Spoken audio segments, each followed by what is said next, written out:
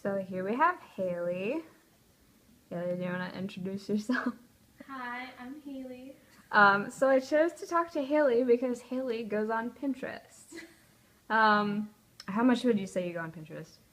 Once a week. So out of all the stuff that you have on your pin boards, how much do you take from a website and how much of it is repinned from other users, do you think? Probably mostly repinned from other users or websites. It might be 50-50. Do you ever check the sources of the things you repin, like especially images? No. No? Okay. I only click the link if I need a recipe. What does Pinterest mean to you? Like, what do you get out of pinning?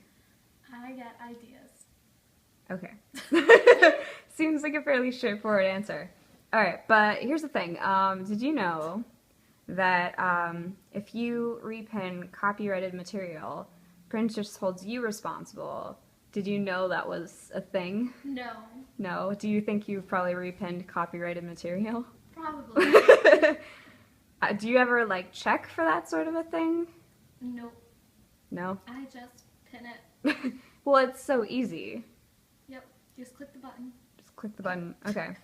So we're going to take a look at some of the stuff that Haley pins and show just how easy it is to pin anything. Okay. So here we go. Why don't we click on this image here? Why don't we see where that came from? I just pinned this 2 minutes ago. Okay, so let's click this.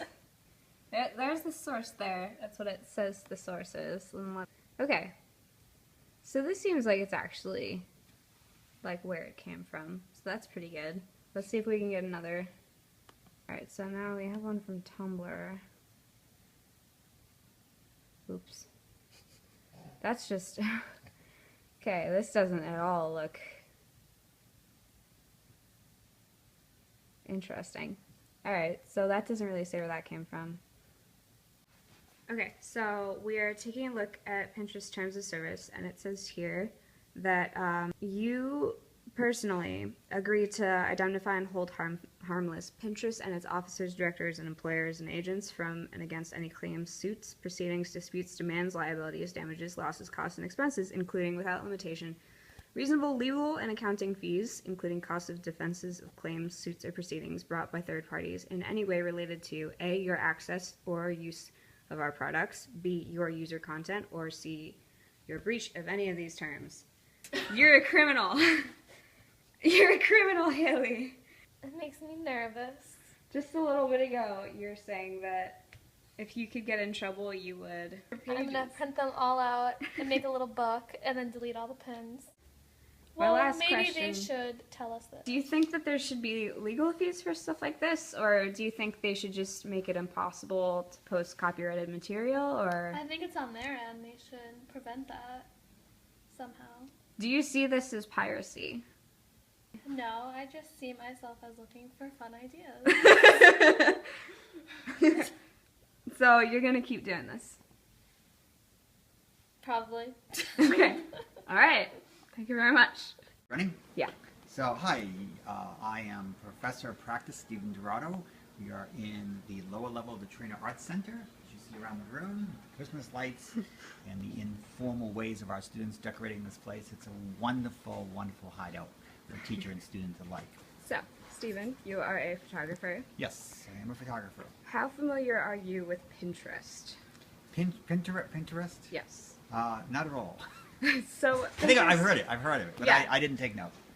What Pinterest is it is basically a social media site where it allows people to snag images and websites that they find and they like and post it to a digital inspiration board Absolutely, of sorts. yes, I have heard of it. I kind of ignored it.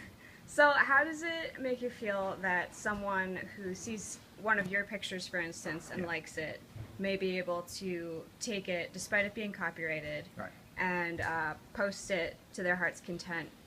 Okay, I'm going to be a unique experience. Probably a most interesting interview compared to everybody else is that I encourage it because my work is about community, and so it works on twofold. I actually enjoy Facebook for that reason, that people then will share on their websites what I'm working on, the image size is very small as a JPEG. So it's not something, my real art is the actual print, and the actual print is incredibly detailed, Yeah. and it's tangible. You hold it in your hand, it's within a mat and a frame. That's part of the experience Yeah. of my images. So when it's on the internet flat and less in values of tonality, it's simply just another masked image to be thrown in the zillions and quadrillions of piles that are out there.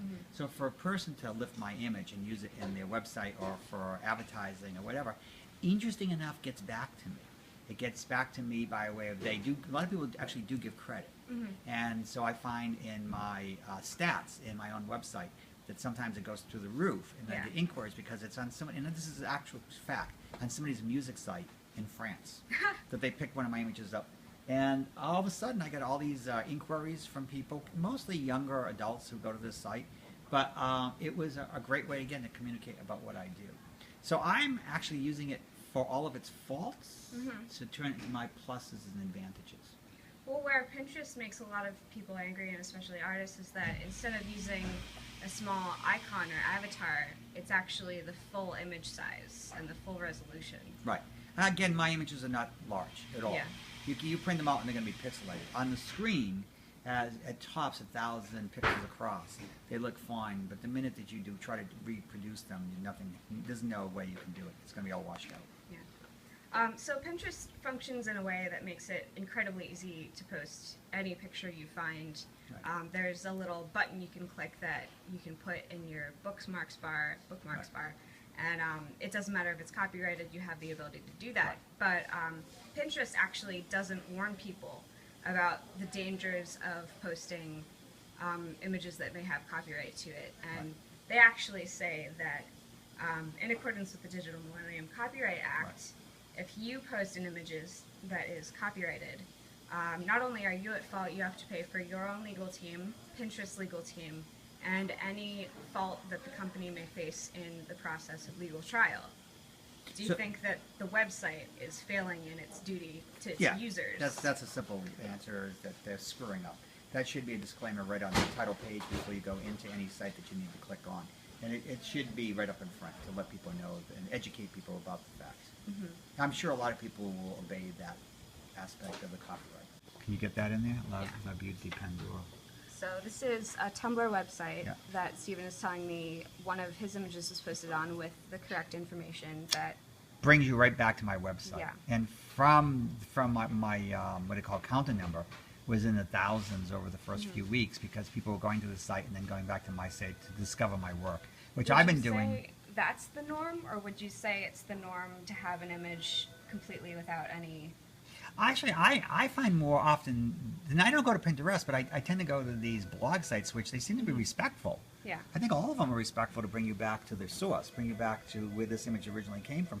I think it's to their advantage. It gives them credibility. Yeah. And so, lo and behold, when I was checking out my content number and the source for my website, it brought me to this, again, we're pronouncing it, La Beauté de Pandora, and I'm probably totally butchering how you pronounce it.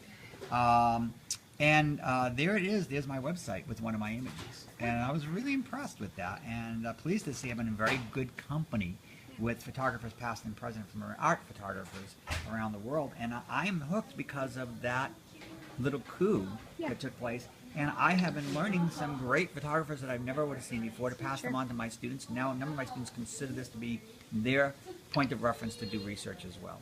That's as good as it gets when people appropriate things for their websites. Oh, well, thank you. It's been very interesting. My pleasure.